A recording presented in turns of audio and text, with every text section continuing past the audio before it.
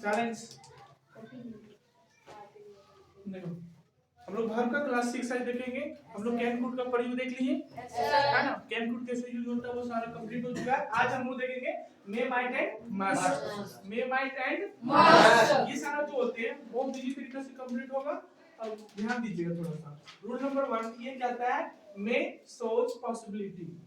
में क्या दिखाता है, क्या दर्शाता है? पॉसिबिलिटी। पॉसिबिलिटी संभावना को दिखाता है। संभावना मतलब कम चांस है, समझ में आया? संभावना कम करता है ये। में शोज पॉसिबिलिटी, ठीक है, ये संभावना दिखाता है मतलब संभव, कंफर्म नहीं है, पॉसिबिलिटी कम है उसका। ये क्या दिखाता है? पॉसिबिलिटी कम है उसका, ये दिखाता है। तो एग्जांपल में हमने ये लिखा इट में रेन टुनाइट। हमने बोला इट में रेन टुनाइट, आज वर्षा हो सकती है। हमने ये नहीं कहा होगी, हमने कहा आज वर्षा हो सकती है। इट में रेन टुनाइट, इट में रेन टुनाइट मींस आज वर्षा हो सकती है ना, आज वर्षा हो सकती है। तो हो सकती है मींस ये नहीं कि हमने बोला कि होगी, होगा ही, तो अलग है। हमने वो संभावना दिखा रहा है, पॉसिबिलिटी दिखा रहे हैं। हमने नीचे लिखा है मे इज यूज्ड, क्या लिखे? May is used in weather forecasting metrology.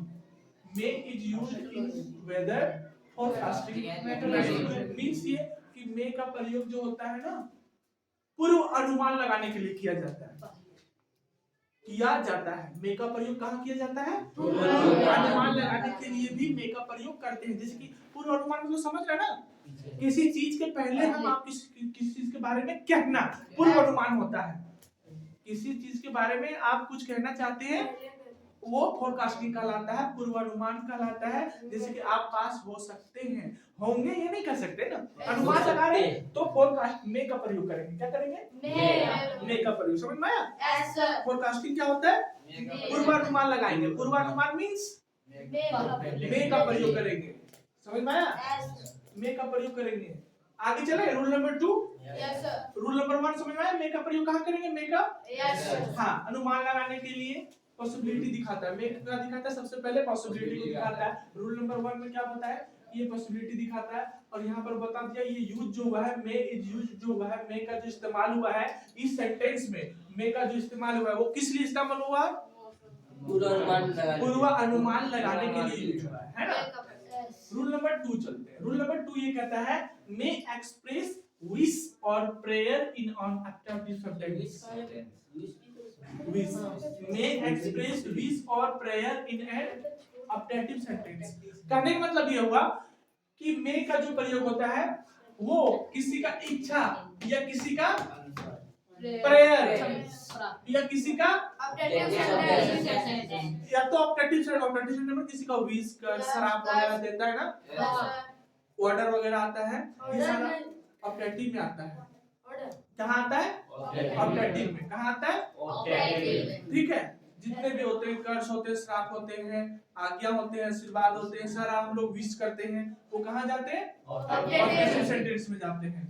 Wish कहाँ जाता है? ऑप्टेटिव में। प्रेयर कहाँ जाता है? ऑप्टेटिव में। कर्ष श्राप जो देते हैं बुढ़ा लोग, और बोल सकते हैं हम लोग बुढ़ा लोग, और क्या बोल कौन देते हैं? साधु संत लोग हमें श्राप देते हैं। किसी तरह का हम लोग दुष्व्यवहार करती हैं तो वो हमें श्राप देती हैं, तो वो सारा ऑप्टेटिव सेंटेंस में आते हैं। ऑप्टेटिव सेंटेंस का पहचान बताए थे हम लोग को, बहुत इजी तरीके से बताए थे। तो उसका इन जो भी सेंटेंस ऑप्टेटिव में जाता है, इन किससे होता है? कौन सा साइन से?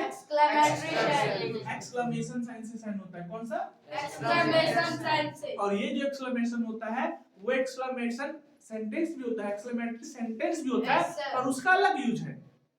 ठीक है, तो हमें देखना पड़ता है कि सेंटेंस क्या कह रहा है हमको। तो ये जो हमने बोला may you live long, may you live long, तो हमने क्या बोला? अब ये मेरा क्या है? प्रेयर कर रहे हैं, मे यू लिव लॉन्ग, या तो कह सकते हैं ये मेरा इच्छा है। आप ये कहने पर डिपेंड करता है कि आप किस सिचुएशन में ये सेंटेंस कह रहे हैं। समझ में आया कि आप किस सिचुएशन में इस सेंटेंस को बोलें। आप अगर आप किसी मेरे सामने कोई है तो कोई मरने वाला, तो हम बोले मे यू लिव लॉन्ग, तो मेरा क्या वहां पर इच्छा हो गया कि मेरा इच्छा है कि आप जिए, है ना। हम प्रेयर करेंगे, किसी से प्रार्थना करेंगे कि इसको ज्यादा दिन तक इसको जीवित रखिए, मे यू लिव लॉन्ग। आगे चले, Yes, sir. समझ में आया? Yes, तो sir. ये क्या दिखाता है? ऑब्जेक्टिव सेंटेंस को Objective दिखाता है। sentence. सिंपली मे को ऑब्जेक्टिव सेंटेंस में भी आता है और ये बिफोर सब्जेक्ट्स हमेशा क्या लिखे? Yes you can. Helping verb क्या होता है? हेल्पिंग वर्ब क्या होता है?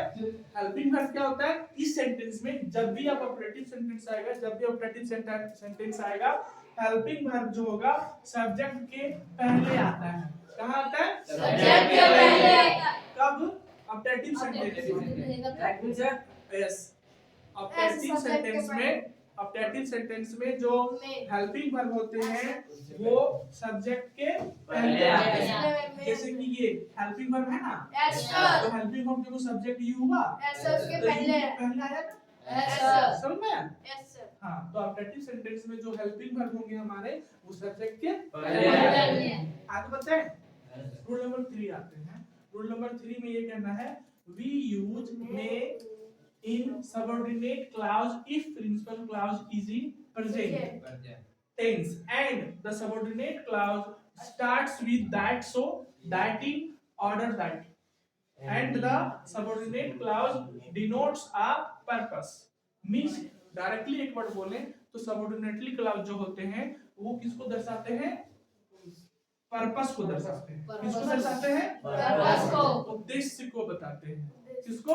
उद्देश्य को। उद्देश्य को बताते हैं। आप देखना एग्जांपल देंगे तुरंत क्लियर होगा। क्या बताया वो देखना। We eat so that we may live.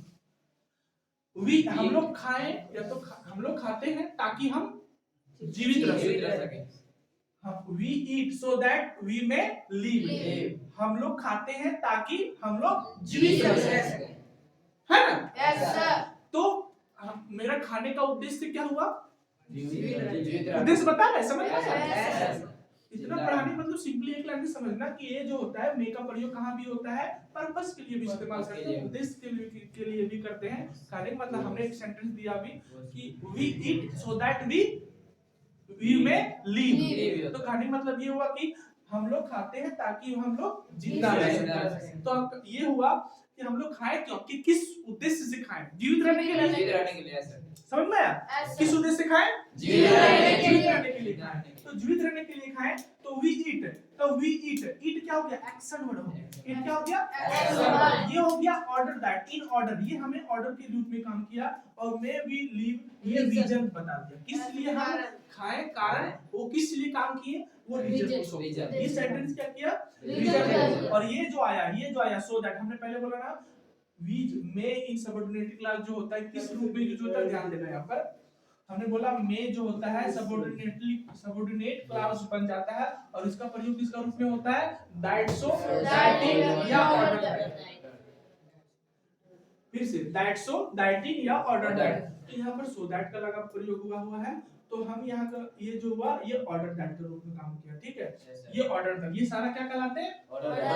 order that order के रूप में काम करते हैं। तो ये सो दैट ऑर्डर के रूप में हो गया, ये एक्शन हो गया और हम लोग जो काम किए वो किस कारण किए वो रीजन को बताया तो हो गया रीजन। समझ में आया? तो बेहतरीन ये 3 रूल बताए। अभी 3 और बचा हुआ नेक्स्ट वीडियो में बताएंगे। Okay, thank you, bye bye. Like करें, सब्सक्राइब करें, कमेंट करें। धन्यवाद।